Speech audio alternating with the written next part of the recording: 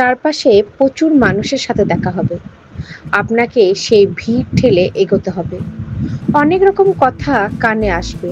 আপনি যেটা করবেন সেটা হলো ইগনোর। জীবনে কিছু মানুষ আবর্জনা ছড়াতে আসবে। লাইফ আপনার, চয়েস আপনার, ডিসিশন আপনাকেই নিতে হবে।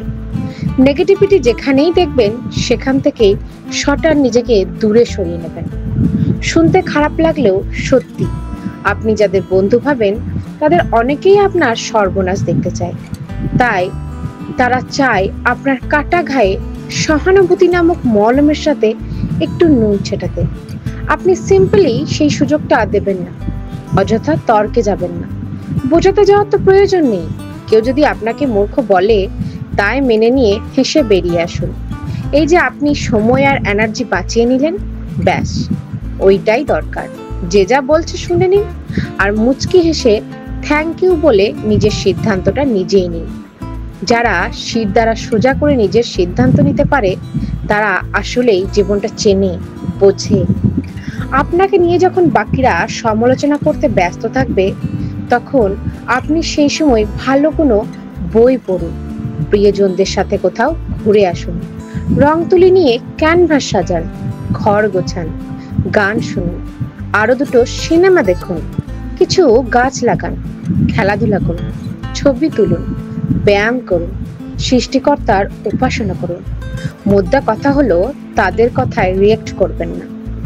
যা বলছে বলুক, আপনার কানে এলেও ফেলে দিন।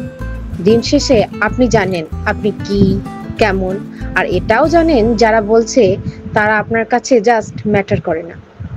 আপনার পরিবার এবং বন্ধুদের নিয়ে একটা বাউন্ডারি সেট করুন। একদম যাদের বুকে মিশে আপনি শ্বাস নিবেন, যাদের সামনে আপনি আয়নার মতো দাঁড়াতে স্বাচ্ছন্দ্য বোধ করবেন, ঠিক তাদের কাছেই নিজেকে প্রকাশ করুন। তাদেরকে এক্সপ্লেন করুন, তাদের সামনেই ঝুঁকতে শিখুন, কারণ তারা আপনার শুধু ভালোটাই চায়। বাদবাকি দুনিয়াকে জঞ্জাল মনে করে ঝেড়ে ফেলে দিন। একটা কথা মাথায় রাখবেন, জীবন অনেক সুন্দর। আপনি যে পৃথিবীতে আছেন সেটা অনেক সুন্দর। আপনাকে শুধু চলার পথে গজিয়ে ওঠা আগাছাগুলো অথবা কোণে কোণে বেড়ে ওঠা কাঁটা ঝোপগুলো দেখতে পেলে সাইড কাটিয়ে চলে আসতে হবে। সব কথার উত্তর দিয়ে তো কোনো লাভ নেই, সবকিছুতে রিয়াক্ট করতে নেই, সবাইকে বোঝানোরও কোনো দরকার নেই। এগুলো বাদ দিতে না পারলে লসটা কিন্তু দিন শেষে আপনারই।